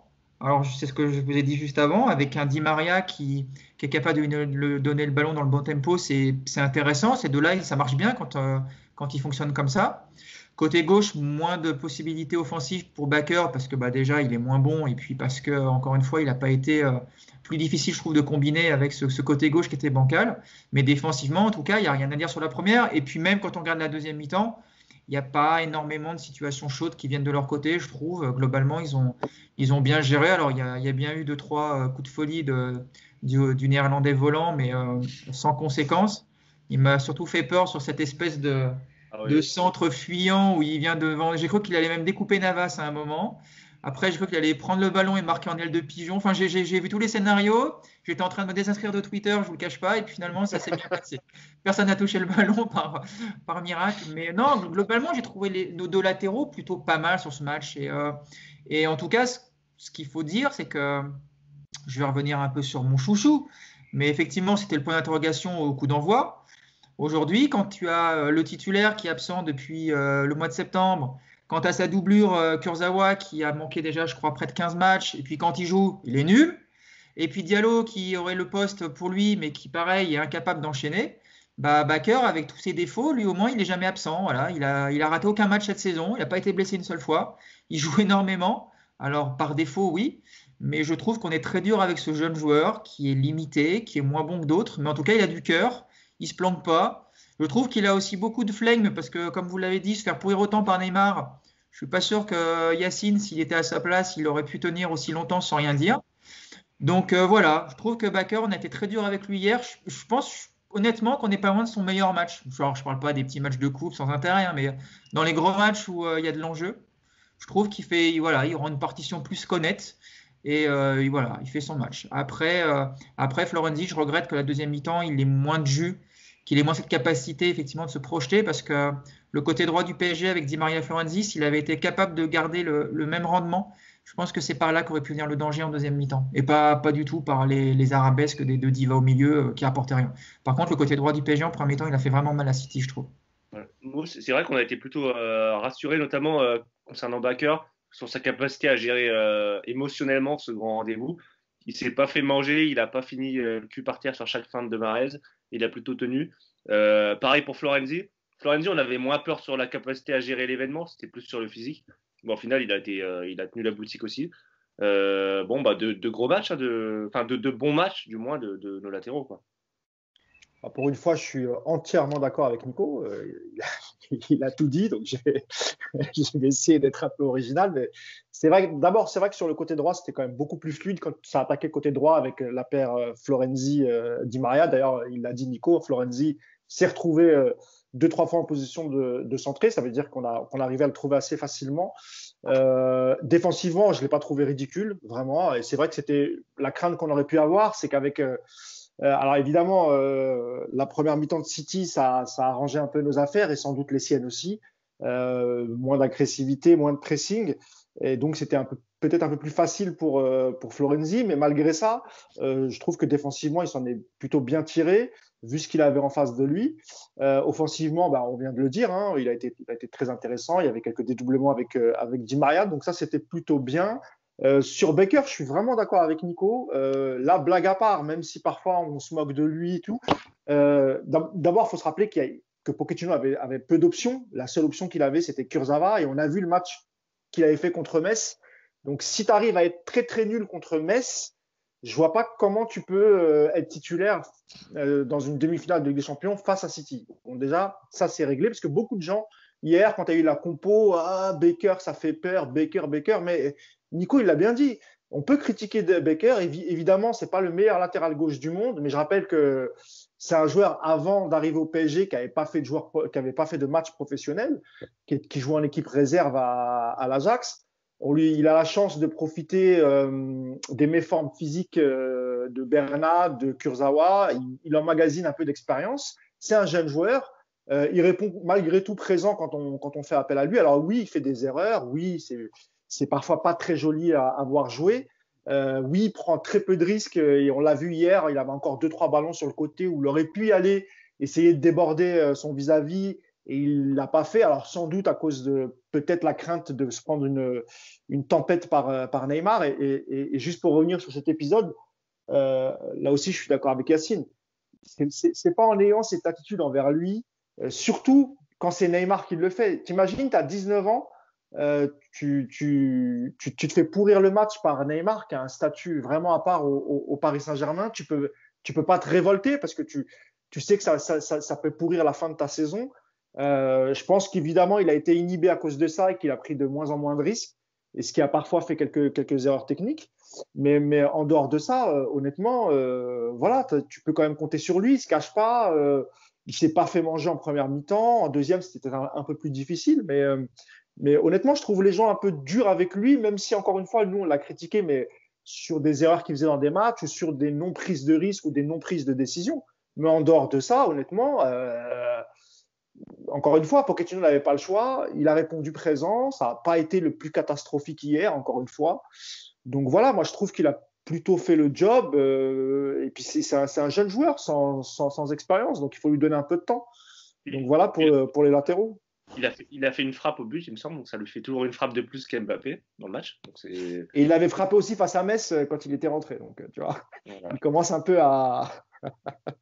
Non, mais avant de laisser la parole à Yes, on avait déjà dit ça. Et tu le vois, quand il se fait pourrir, c'est parce que Neymar trouve qu'il ne fait pas l'appel où il faut. Mais le problème, c'est que quand tu as le ballon, Neymar, dans les pieds, tu ne sais pas quand est-ce qu'on l'a déjà dit, on ne sait pas quand il va lâcher sa putain de balle. Il va faire 3 dribbles, il va faire 6. Tu ne sais jamais. Comment tu veux qu'un latéral se lance dans le couloir sans savoir s'il va être servi ou pas au bon moment? Donc tu attends, tu es arrêté. Et donc il faut attendre que Monsieur Neymar décide de lâcher le ballon, te fasse un signe, et donc tu dois même devancer ça pour faire l'appel parce que tu as compris qu'il allait enfin lâcher la balle.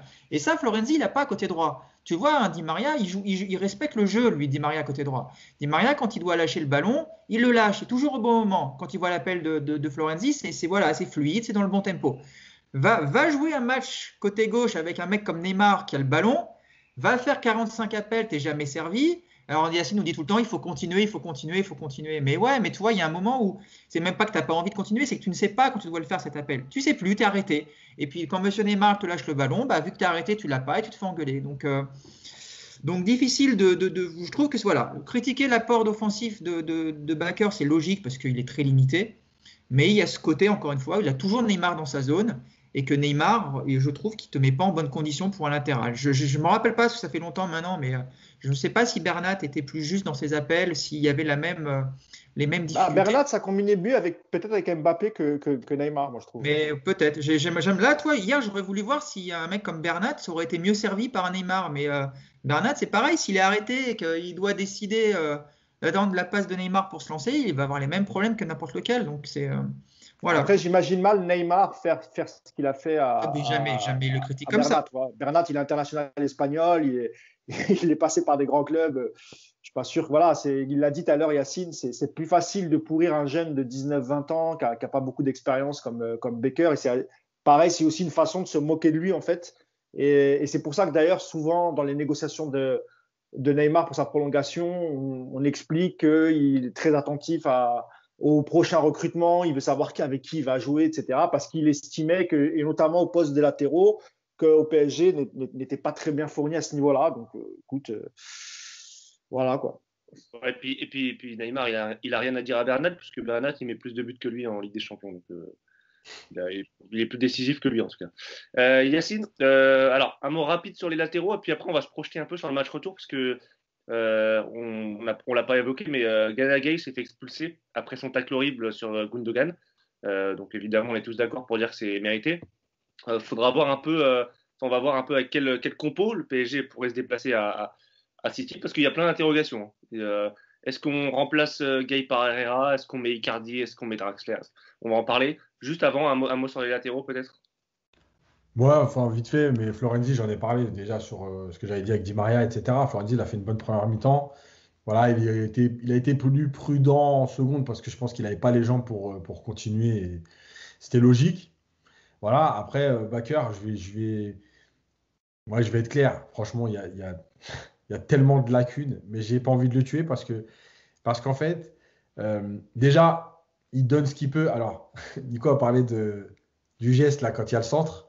Moi, je parlerais du dégagement très très loin. Ouais.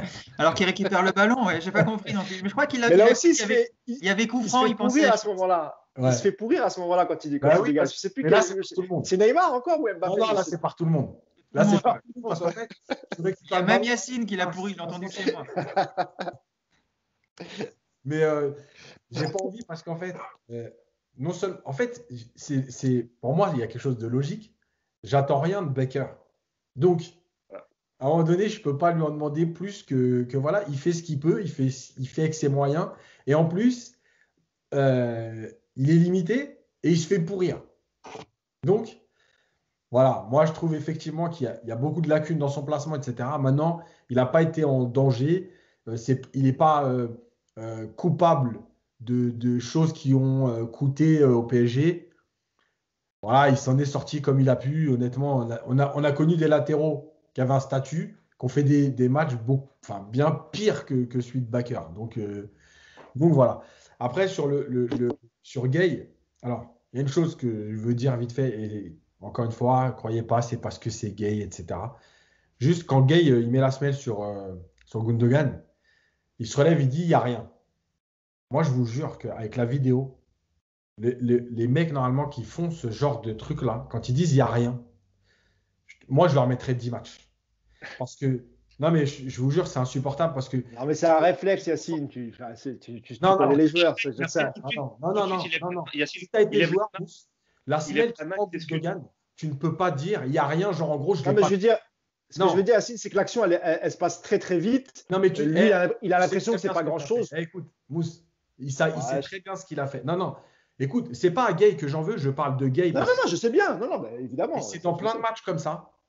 Des Ramos, c'est tout le temps. Ils te mettent des attentats et ils te disent il n'y a rien. Mais moi, si vraiment la FIFA qui veut purifier le football, etc. Ah, mais là, tu prends l'exemple de Ramos. On sait que Ramos, c'est quand même un joueur qui est méchant. C'est Gay, il n'est pas du tout dans cet esprit-là. Tu vois. Moi, je pense que c'est plus une erreur due à la fatigue. Non, mais c'est pas ce que le carton rouge est mérité. Non, il y a c'est ça, pas pas ce de que souci, tu vois. Non, c'est pas ce que je dis. Je dis que le mec, à un moment donné, il ferme sa gueule, il arrête de dire non, il n'y a rien, je ne l'ai pas touché. C'est insupportable. Voilà, je te le dis, c'est insupportable. Moi, je me mets à la place de Gundogan, j'entends le mec, je pense que sur une jambe, je me relève, je mets une balayette et je retombe. Il ne comprend pas le français, Gundogan, c'est pas très grave. Ils comprennent les mecs, quand tu dis il n'y a rien, ils comprennent. La faute qui m'énerve dans le foot, de tout le temps dire il n'y a rien. Tu sais, il n'y a rien. Mais ça, encore une fois, tous les joueurs, c'est pas réflexe. Même quand il y a des attentats de ouf, il y a toujours le mec qui regarde l'arbitre, il monte le ballon, en fait. Tu vois, il monte le ballon comme quoi il a touché un peu le ballon. Tu vois. Mais ça, c'est tous les joueurs, Yacine. Non, parce qu'il parle avec Mahrez après et il insiste sur le fait, quand on revoit l'image, c'est un truc de fou ce qu'il lui fait. Bref, en tout cas, il y en a qui l'ont mis sur plein de trucs. C'est que la fatigue, le fait d'avoir couru pour 2 ou 3, tout ça, ça joue. Malgré tout, de toute façon, il y avait, jusqu'à la faute, mais déjà avant, Gay, il avait du mal aussi, comme les autres, à aller chercher, à aller presser. Il commençait à souffrir. Et effectivement, quand il y va, je pense qu'il y va en se disant, bon, il faut y aller à un moment donné, mais tu y vas plus avec l'énergie qu'avec la réflexion. C'est ce qui donne ce qui s'est passé. Le problème, c'est que tu laisses tes potes à 10, que tu ne vas pas jouer le match retour. Que l'UEFA, on ne sait jamais, il peut prendre 2 matchs et que si tu vas en finale, c'est peut-être que demi-finale retour et la finale. Voilà, maintenant, comment jouer autrement? Moi, de toute façon, vu le score, moi, je jouerai avec Verratti et un 6, que ce soit Danilo ou Paredes. Et après, soit je mets Keane, soit je mets Icardi, soit je laisse Mbappé dans l'axe, mais je mets Draxler. Mais je joue avec 4 offensifs. De toute façon, en fait, je pense que ce match-là, il faut l'aborder sans calcul. C'est-à-dire que si tu perds 3-0, tu perds 3-0. Et puis, si tu vas te qualifier, tu vas te qualifier. Mais je pense que Guardiola a dit quelque chose de très intéressant hier dans la façon dans le rythme du match. Il a dit on voulait gérer le rythme du match. C'est une explication aussi pourquoi Bakker n'a pas été en grande difficulté face à Mahrez. C'est que City n'a pas décidé de mettre des vagues. City a décidé de garder le ballon. Même dans certaines situations où tu sentais qu'il pouvait y aller, il revenait pour faire courir. Et je pense que la vraie idée de Guardiola hier, ce qu'on avait dit dans le podcast précédent, Guardiola, dans chaque match, il invente un truc ou il pense un truc. Je pense qu'hier, son idée, c'était je m'en fous d'avoir 15 occasions, 20 occasions. Le but, c'est de garder le ballon et de ne pas donner la chance au PSG de nous contrer. Voilà. Et ben moi, je pense que ce sera pareil au match retour.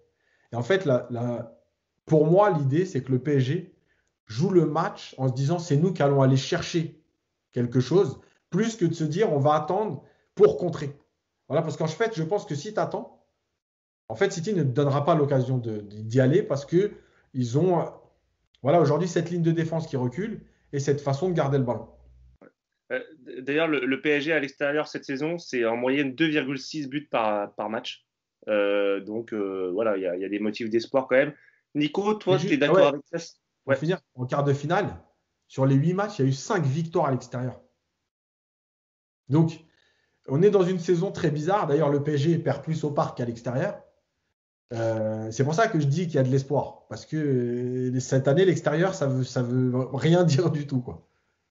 Nico, pareil que Yacine sur la manière d'aborder ou alors non, on refait la même équipe avec Herrera à la place de Gay et on aborde plus ou moins le match de la même manière. Je pense que quelle que soit l'équipe de toute façon que tu alignes, on va avoir un scénario qui ne va pas correspondre aux qualités du PSG. Parce que cette équipe de City, contrairement au Barça et au Bayern, elle est capable de gérer les contres. Elle se fait très peu contrer en fait, on l'a vu hier. Hein. Quand ils décident de ne pas s'exposer, ils ne s'exposent pas, tout en restant dangereux avec le ballon, même si ce n'est pas encore une fois les vagues qu'on a pris contre le Bayern. Et à mon avis, le match retour, ils ont 2 buts d'avance à gérer, City. Donc je vois vraiment pas l'intérêt pour eux de se découvrir. Donc ils vont garder le ballon, ils vont faire mumuse, ils vont jouer le chrono du début à la fin. Toi, tu as 2 possibilités. Soit tu remets la même équipe, mais tu sais que tu vas effectivement avoir plus de possibilités de récupérer le ballon. Mais est-ce que physiquement, tu es capable de tenir 90 minutes? Je ne pense pas. Après, aligner plus d'offensifs, pourquoi pas? Mais dans ce cas-là, le ballon, tu ne le verras jamais si les mecs de devant ne font pas les efforts. Ils ne l'ont pas fait hier en match aller à domicile. Je ne vois pas pourquoi ils le feront au match retour. Donc, je vois aujourd'hui, honnêtement, et alors ça, c'est mon côté ultra optimiste, mais je vois absolument pas aujourd'hui une clé pour que le PSG puisse ouvrir la porte de la finale. Vraiment, pour moi, c'est joué. Pour moi, Paris s'est fait éliminer hier soir et je vois vraiment pas comment on pourra aller retourner la situation contre cette équipe. Alors, c'est pas le fait que ce soit à domicile ou extérieur, hein, c'est juste que voilà, je vois pas le PSG gagner 2-0 contre une équipe qui a autant le ballon et qui gère aussi bien la profondeur. Donc peut-être, mais je regarderai peut-être même pas le match retour pour être honnête. Est-ce que tu es bon en prono de manière générale ou pas? Non, je suis nul, c'est le côté positif. Je suis assez nul. D'ailleurs, vous voyez, mon joueur préféré au PSG, c'est Bakker. Donc, vous comprenez tout de ma vision du foot. Hein. Donc, non, mais ce qu'il y a, c'est qu'hier, j'ai été rattrapé par 2 réalités hier qui m'ont vraiment fait mal. C'est le côté physique. Voilà, on l'oublie, mais cette équipe, quand elle a 1 heure dans les jambes, déjà, c'est le bout du monde. Hier, contre ce City-là, c'était 45 minutes. Ça, je trouve que c'est violent. Et je ne vois pas pourquoi au retour, on aurait 90 minutes dans les jambes. Et puis après, c'est le comportement de certains. Quand tu vois que tu as des mecs qui ne sont pas capables de se mettre en mode Ligue des Champions à l'aller, est-ce qu'ils vont être capables de le faire au retour? Bon, je n'y crois pas. Et puis il y a la force de City aussi. Voilà. Je trouve que cette équipe, quand même, avec le ballon, c'est quelque chose. Alors on se fout de la gueule de Guardiola avec son dogme du football poussé aux extrêmes, avec son absence de neuf. Je vois des critiques sur lui qui me font assez rigoler, notamment de l'attaché de presse français du Real Madrid qui travaille pour RMC, qui s'est encore foutu de sa gueule hier. Je ne citerai pas son nom pour pas qu'il bloque le podcast. Mais ce que je veux dire, c'est que voilà, malgré tout, il y a une vraie idée de jeu dans cette équipe. Et autant des fois, il a fait des dingueries, Guardiola, dans les gros matchs de Ligue des Champions. Hier, je trouve qu'il a été d'une justesse absolue, même si la première mi-temps était sans doute un peu décevante pour lui. Mais à l'arrivée, voilà, le plan de jeu, il était clair, il était net, il a fonctionné à merveille. Et je ne vois pas aujourd'hui le City se mettre en danger sur le match retour. En tout cas, du moins, nous donner des armes pour leur faire mal. Ça, ils ne vont pas le faire comme a pu le faire le Bayern ou le Barça. Donc, est-ce que nous, on est capable de les mettre en danger autrement? Sur ce que j'ai vu cette saison, sur la faculté de faire du jeu, ouais, j'ai du mal à y croire, franchement. Sur la fatigue, c'est dommage qu'en année de Covid, sans préparation, etc., l'UEFA n'ait pas autorisé au moins 5 changements. Mince, Nico? Non, Mousse. Mousse, pardon. Tu boycottes, on ne donne plus la parole, c'est fini. Mais non, mais c'est parce que les images bougent.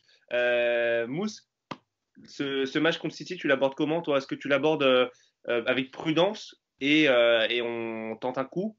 Ou est-ce qu'au contraire, il faut aller les chercher d'entrée, les étouffer, au risque de prendre, comme l'a dit Yacine, je crois, un 2 ou 3-0 hein. Non, les seuls qui doivent être prudents, et encore, c'est City. Ils mettent 2 buts à l'extérieur. Le problème avec ce PSG-là, pourquoi on peut paraître aussi peut-être pessimiste pour cette demi-finale retour, c'est parce que, encore une fois, on n'a pas vu un collectif se dégager. Alors, on l'a vu un peu farfelu quand il s'était s'agit de, comment on appelle ça, de défendre contre le Bayern. Yacine l'avait expliqué, c'était plus à l'énergie, au mental, et ça t'avait permis de passer ce quart de finale. Mais aujourd'hui, quand tu vois le collectif puissant de Manchester City et notre jeu qui est très pauvre collectivement, ou en tout cas hier, c'est ce qui s'est passé en tout cas dans la deuxième période, qu'est-ce que tu as à perdre à jouer? Non, et moi je suis d'accord avec Yacine. C'est une demi-finale, tu n'as rien à perdre, tu as 2 buts de retard. Il faut jouer. Alors dans quel système, avec quel joueur? On sait très bien, même si Neymar et Mbappé ont fait un mauvais match hier, on sait qu'ils seront alignés, en tout cas s'ils ne sont pas blessés entre-temps, s'ils ne sont pas en méforme, ils seront alignés. Di Maria, tu ne peux pas t'en passer au vu du match qu'il a fait hier. Et on sait que lui aussi, à l'extérieur, dans des matchs comme ça, il peut être très, très important. En tout cas, lui, il se met en mode Ligue des Champions. Pour le reste, il va falloir trouver les bons hommes au bon poste. Il te manquera Gay, effectivement, il sera suspendu quoi qu'il arrive. Est-ce qu'il ne faudrait pas envisager de mettre un Danilo devant la défense, peut-être avec un 4-3-3, mettre Verratti en relayeur, avec un Herrera, avec un poste où il serait plus défensif, et un Verratti qui servirait plus de rampe de lancement et voir avec quel attaquant tu joues. Mais comme on l'a dit, normalement, il n'y aura pas de surprise. Moi, ça m'embête quand même qu'il joue 109. On n'a pas un collectif comme celui de City pour pouvoir se priver d'un véritable numéro 9. Mais non, pour moi, il faut prendre sa chance, il faut tout donner. Et comme ça, t'as aucun regret. Et on l'a dit, le PSG cette saison, en tout cas en Ligue des Champions à l'extérieur, c'est plutôt pas mal. C'est plus que pas mal. Maintenant, le seul paramètre qu'on n'avait plus dans les quarts, les huitièmes, etc., c'est qu'on n'était pas mené. On arrivait toujours en position de force. Et là, il va falloir remonter le score. Ça va être compliqué. Pour moi, c'est du 50-50. Tout dépendra de l'attitude des joueurs, l'attitude de Neymar et Mbappé, et aussi Pochettino, ce qui va préparer cette semaine en intégrant le fait que Gay soit suspendu. Mais pour moi, c'est pas complètement fini parce que tu sais, tu peux mettre 2 buts rapidement comme tu as fait contre le Bayern. Ensuite, tu peux en encaisser un. Si tu arrives à garder le score 2-1, tu vas en prolongation. Il y a plein de scénarios possibles. Mais quand tu as vu la puissance de City hier, c'est vrai que je peux comprendre Nicolas. Et compliqué de se dire que c'est jouable, mais il faut quand même y croire. On a quelques armes aussi pour les embêter. Peut-être qu'avec Herrera, le PSG a une chance de se qualifier au retour. On verra ça. De toute façon, je pense qu'il sera, je pense qu'il sera là. Je pense qu'il sera là la semaine prochaine. Ouais. Dernière question, messieurs, rapidement sur le match de samedi à Lens, contre Lens, au Parc. Il ne s'agirait pas non plus de tout perdre en une semaine pour le PSG, ce serait dommage. On sait qu'on en est capable. Est-ce qu'il faut faire tourner complètement? Et vu qu'on a vu que le PSG a pêché physiquement hier et tout miser sur le match retour, c'est très risqué comme solution. Ou alors, moi, je pense que ça sera un mix parce que d'abord, tu ne peux pas te permettre de trop faire tourner parce que Lille est toujours devant et tu n'as pas trop le choix. Voilà, exactement. Non, mais je pense qu'il va changer quelques éléments, évidemment. Moi, je pense peut-être c'est possible qu'il fasse tourner devant. Plus devant, ouais, Icardi, Keane qui n'ont pas joué pour essayer de préserver Neymar et Mbappé, mais voilà, c'est vrai qu'ils doivent être crevés les deux après tout ce qu'ils ont cavalé hier. Il y a besoin oui, je sais, ça peut paraître paradoxal, mais peut-être qu'il va leur demander beaucoup au match retour contre City et peut-être c'est dans ce sens-là qu'il les préservera contre Lens. Lens qui est une bonne équipe, qui est une équipe joueuse et qui ne sera pas facile à battre. Donc, compliqué là pour Pochettino. Ça va être un sacré mal de tête là. Nico, est-ce que Bakker est capable d'enchaîner 2 matchs d'affilée en une semaine physiquement, il a du jus le garçon. Non, oui. Mais par contre, je pense qu'il va relancer Diallo. S'il compte aligner Diallo à City, je pense qu'il va devoir offrir une petite heure de jeu à Diallo. Après, alors Lens c'est une équipe qui joue, mais tu vas voir qu'au Parc, ils ne vont pas jouer comme par hasard. Et puis ouais, t'as pas le choix. De toute façon, t'es obligé d'attaquer, de jouer une bonne équipe, même si a priori ça va être compliqué d'aller chercher Lille depuis dimanche, j'ai du mal à y croire, mais tu es obligé de toute façon de rien lâcher, ne serait-ce que pour au moins préserver la place sur le podium, parce que ça c'est vraiment l'objectif obligatoire absolu. Mais après, si tu n'es pas capable de battre Lens au parc en faisant un tout petit peu tourner une équipe, de toute façon, tu n'as plus rien à attendre de la saison si c'est le cas. Donc, moi, La question, c'est est-ce qu'il va faire jouer Gay en sachant vu qu'il sera suspendu contre City, est-ce que tu donnes du temps de jeu aux futurs titulaires, que ce soit Danilo ou Herrera, ou est-ce que tu te dis ça va être un combat très physique contre City, du coup je vais faire jouer Gay pour préserver Herrera ou Danilo? Ça va être aussi la question. Je te la ferai tout à l'heure. À savoir que le PSG joue à 17h contre Lens et Lille reçoit Nice le soir à 20h ou 21h, je ne sais plus. Yacine, le mot de la fin sur ce PSG Lens samedi. Tu le vois comment? Est-ce que tu vois un Lens comme je pense qu'on est tous d'accord pour dire que Lens devrait subir le jeu. Avec quelle équipe? Est-ce qu'il faut lancer les Draxler, les Icardi? Est-ce qu'il faut laisser Neymar et Mbappé?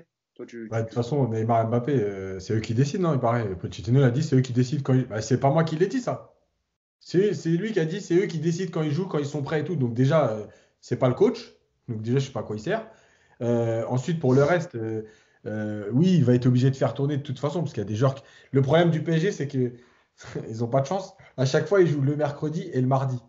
Donc eux, ils enchaînent toujours 3 matchs en 6 jours. Donc de toute façon, il va être obligé de faire reposer certains joueurs. Le problème, c'est que Lens, justement, c'est pas une équipe à subir. C'est une équipe qui va te rentrer dedans, c'est une équipe qui court, c'est une équipe qui est plutôt intéressante techniquement et qui joue pour marquer. Donc, si tu crois que tu vas... Enfin, je suis pas devin, parce que sinon, encore une fois, j'aurais misé ma maison pour en gagner 2. Mais je sais pas le match à Strasbourg. Faut pas s'attendre au match contre Strasbourg. Tu vois? Le match où Strasbourg n'a pas joué, a dormi, etc. Moi, je ne m'attends pas du tout à ça. Et puis là, c'est à domicile, Yacine. C'est même pas à l'extérieur, hein, c'est au parc. Et oui, on sait que Paris, cette saison au parc, c'est difficile, tu vois. Oui, mais Lens, c'est une équipe qui joue. Donc, je veux dire, ouais, bien sûr, faut pas t'attendre à ce que, comme Strasbourg, oui, ou Metz, qui attend tranquille et tout, qui a un miracle. Non, Lens, c'est une équipe qui va venir jouer. Donc, si tu sens venir le but de Kalimundo, là, qui va nous enfoncer, tu sens venir ou pas?